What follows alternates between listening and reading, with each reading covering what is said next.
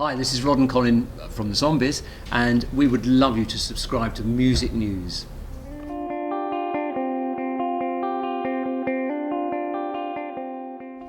Rod Argent and Colin Blunstone, it's a pleasure to meet you. How are you doing today? Yeah, Pretty good, thank you. Good, Yeah. thank you. Good stuff. The Zombies are playing at the lovely Union Chapel on Friday. Are you looking forward to it? Very much, yeah. And we've done 4 or 5 solo acoustic or duo acoustic concerts before, but we've never done one in England, so this is a new adventure for us. Do you like the acoustic vibe? Well, it's something which has been thrust on us, to be quite honest, but as it has in the States. But when we did it, we did have a very good time doing it. It tends to be a very spontaneous concert. I have to warn people, because we don't quite know what we're going to do until we actually start, and we sort of gauge things, or we try and gauge things when we're actually performing. And we try and talk a bit more on these things, and if a little story occurs to us, about a particular song or about the recording of it, or just something that someone said, then we'll rabbit on for a little bit and talk about those things too. Excellent. It's a perfect setting. You've got a pub that you could speak from as well. I know there is. Yeah, I've actually played in there was a thing called Requiem in Blue, I think. Harvey Brough, and he got me to play keyboards on that. So I have played there before. Yeah. And if it's full, which I believe it is, it's a very nice acoustic, as I remember. Definitely. And you recently played South by Southwest. Music News was there. It's generally known as a good platform for new talent. With the new lineup, does it sort of feel like a new band in a way? Well, no, not really, because we've had this incarnation of the band with one change has been playing together for 16 years. Yeah, nice. And it's really funny because the original band were only playing professionally for 3 years, 64 to 67. We played as amateurs before that, but we were only together for 3 years professionally, whereas this band's been together for 16 years. So we feel pretty, pretty well rehearsed, shall we say, after 16 years. Yeah, but at the same time, I have to say that we've got a lot of new material. We're recording a new album at the moment. And amazingly, at South by Southwest, I don't know which one Music News was at, but when we did the Stubbs showcase, we got a review, as I remember, from Rolling Stone, I think, which was absolutely terrific. And the one song that they picked up was one of the new songs from the new album. And so, in the sense that we feel. This is definitely a new chapter for us. And we've got a huge amount of energy and enthusiasm for the creative stuff that's going on at the moment. So in that way, it sort of does feel like a new band. Yeah, excellent. I mean, the group has had various incarnations over the many years. If you had to choose two, say the most productive and the most enjoyable, which sort of incarnations would you choose? Which lineups? Well, I like the current lineup, really. I honestly do. I mean, we've talked about it many times, haven't we? We're enjoying playing now, yeah, at the moment, more than we've ever done in our lives. And this band... That's why we're doing it. Says it all. That's the only reason why we're doing it. This band is really, really hot. I mean, they're all great players, great harmony singers. We've got a lot of really good new material, as Rob was just saying. We've always written new material. We've never rested on our laurels and just played our old hits and old songs, and so I think this incarnation of the band is the most enjoyable to play with, really. I mean, what is it about the back catalogue that endures so well and keeps on attracting new fans then? What can you put it down to? Well, I think one reason, I mean, who knows really is the answer, but I think one reason is that we never, right from the beginning, we never set out just to follow whatever fashion was on at the time. And we never set out to think, we need a hit single. I mean, it's great to have hit singles, but we need a hit single, therefore we must get to the hook in 30 or 40 seconds. Otherwise we can't write a song this way. We never did that. We always tried to make something work when we actually worked on something. It had to work for us. And if it can start to work for you, my philosophy was always, well, then you've got a chance that it'll work for other people as well. You have to excite yourselves if you can. You can't always achieve it, but you have to try and excite yourselves by writing and record and playing firstly, and then all those years ago I used to think to get someone to part with their hard-earned cash, to go out and buy a single or an album is a big deal, and to do that you have to reach them somehow across the airways, and that was always our philosophy. Now, in the short term, I think we denied ourselves some hit records because things weren't as immediate as a lot of other things that were going on.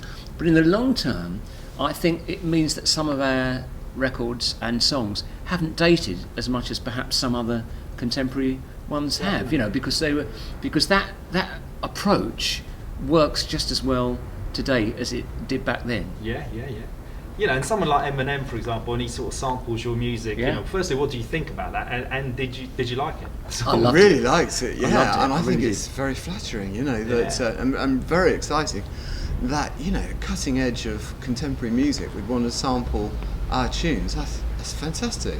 And I love the way that obviously he wouldn't, he sampled it hugely. Yeah, incredible. Vocally as well, and the chorus It's and everything. playing the song pretty much. Yeah. It's not over the sample. But he turned it on its head in a very clever way. Yeah. And whereas the original, it was sound alike in terms of rhymes and sound of the words, but inverted the sentiment completely. So whereas it's the time and the season for loving, there's no rhyme or no reason for nothing. It's very clever actually. And if someone is going to do something with sampling, I love the fact that they make something completely their own out of it, as well as nodding very strongly towards you in the first place. I mean, it's been really interesting that these songs are used over and over again. There's a good example at Eminem, but also Chanel are using another song for a worldwide TV campaign and film campaign. And all these things, they all add to profile for the band, which is, it is important. I mean, we want people to know about our music, and this is a way to do it that means you don't necessarily have to just rely on hit records. Yeah, so if you can get into films, commercials, and high-profile artists are sampling and covering your tunes, it's doing the same thing. Definitely, yeah, it's an advert. I mean, the Odyssey and Oracle album, for example, it's been credited as one of the best 100 albums of all time. Yes. I mean, do you agree with that? And it's very hard for you can't judge your own work. It just really. sounds like us to me. Yeah. I mean, I can't listen to it objectively at all. I put it on and I think, well, that's just us. It just sounds but like do you us. think it's sort of a step up from your other albums? I don't think it's a step up. I think it's very different to the other. One of the reasons why it sounds so different is because we got very frustrated with the way our singles were being produced up to that point, and we really wanted to produce something ourselves so that we had our own ideas. I didn't listen to the album for years. I mean, we loved it when we did it. We thought it was great. But it wasn't successful at the time. And then years later, when Chris White phoned me up and said, "Do you know, a lot of young kids are listening to this album now," I thought he's not right. That's wrong. But they were, and they are, and we get lots of young. We always have a young component to the audience when we play. It's not to say that that's particularly what we're looking for, but it exists. It is there, and it did sound, when I heard it again after many years, it sounded. I thought, my God, it sounds so English. It's an obvious thing to say, but it does sound very different to what we were doing up to that point.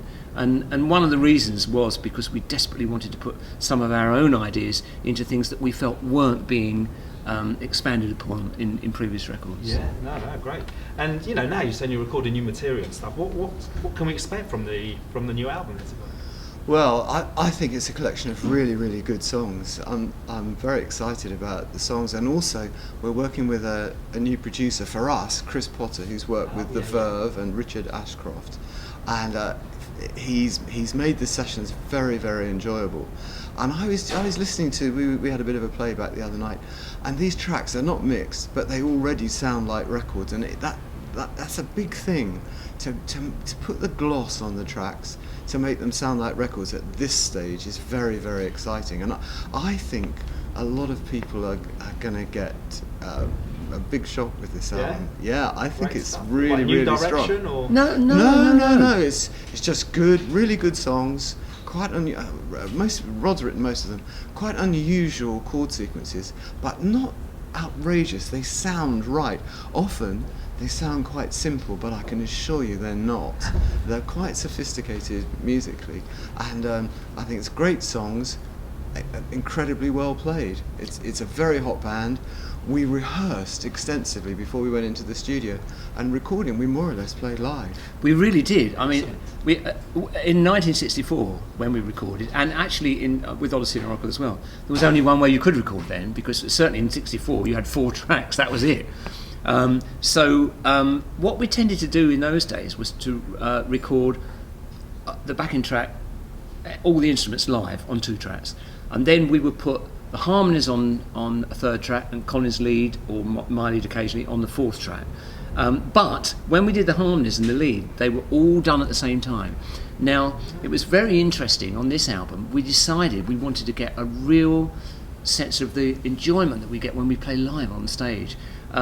So we thought we're going to, the interplay that you get. So Colin, throughout the process of putting the backing tracks down, which we played totally together, weren't layered, he sang live, and almost everything interesting. We thought we would then relay the vocals later, but you know what? We didn't. They were great, and so it has a real. It's a very well produced record. It's not. Don't get me wrong. It's not a live album, but the sense of communication between the band and between the vocals is really there on this, because that's the way we recorded. Very much the elements that we. And the way we used to do things in the old days, because you had to do it in those days. But that's how we've done it this time, and it's been an exciting experience. Excellent. So it's still no working title, or no, not for the album at the moment. And there's 2 more tracks to do. We have to take a little break now, where we're doing the acoustic concert, which we were just talking about, and there's 2 more tracks to do. But I think they'll come together if it's anything like what we've just done. They'll come together very quickly. I would think touch wood. I don't want to tempt Providence. Well, I should think we'll be finished in 4 or 5 weeks' time, 5 or 6 weeks' time. So hopefully they'll be released in the autumn. Excellent. I would hope so. And just on a bit of a sideline, I mean, the zombie. Are you into the zombie genre? There seems to be such a glut of zombie films. I've never seen one. Never seen one. No. Do you know what? It was so strange, because someone said, "What's your favorite in America? What's your favourite zombie film of all time?" I said, "We've never seen one." It's incredible. But the thing was, when the name was suggested by a bass player at the time, a guy called Paul Arnold, who left very very shortly after us. It was a very unusual name. It was very exotic, and people barely knew what zombies were. There'd never been a film. I don't think I knew what a zombie was. I sort of knew they were sort of these creatures from Haiti, you know, but that was about it. And I knew it was exotic, and I thought, well, that's got a sense of mystery about it. And I thought also, no one else is going to have that name. And thirdly, it means that when people get to know your music, they will associate the name not with zombies, but with the people in the band, as same way as with the Beatles. You know, you think of John, Paul, George, and Ringo. You don't an image. I don't think in most people's mind another image comes up of insects or play on words or anything. You know, and so it seemed like a very good idea from that point of view. But as we've just said, there hadn't been a zombies movie until '67. I think was Night of the Living Dead. Someone said to me. Yeah, but there's so many at the moment. It's a growing industry. But it's nice though. See, we're the trendsetters. You see, we started it all. Yeah. Definitely. But I mean, during that time, then you've seen sort of the music industry at its highest, at its lowest. Where do you think we are at the moment? Well, I think everybody's waiting to see what's going to happen. It's it's a real mystery, I think, what is going to happen. But one of the things, there are 2 or 3 things I find really fascinating. For a lot of bands, especially in the 60s, you sign into major labels, but most bands never earned any royalties. So when people look back lovingly on these days of major labels and lots of money around, it very rarely filtered through to bands, actually. True. So for bands, not much has changed. The major labels have gone, and it is quite difficult to finance albums, but it always was a struggle. And the other thing that amazes me, with lack of record sales now, record sales are atrocious. Whereas before you used to tour to promote your album, it's almost reversed now. You record an album to promote your tour. I find that fascinating. And you have got to be thinking on your feet, and you've got to be ready to adapt to the market as it is, and it's changing day by day. It's really important. If you stick your heels in and say, no, this is how it was in the 60s and this is how I'm going to keep doing it, you're going to be in trouble. I think one shame for me is the fact that in the old days a record could come out and it could spend weeks starting to get interest and then gradually build up momentum and then maybe become the biggest hit of all if it wasn't totally immediate, you know. And nowadays, you know, the chart is it's a 2-week chart or whatever it is, and everything is, there's so much immediacy, and I think that's a real shame. The other thing I think is a shame is, again, in the old days it was such a shared experience. I'm not saying it isn't at all now, but in the sense that Top of the Pops was on at prime time evening.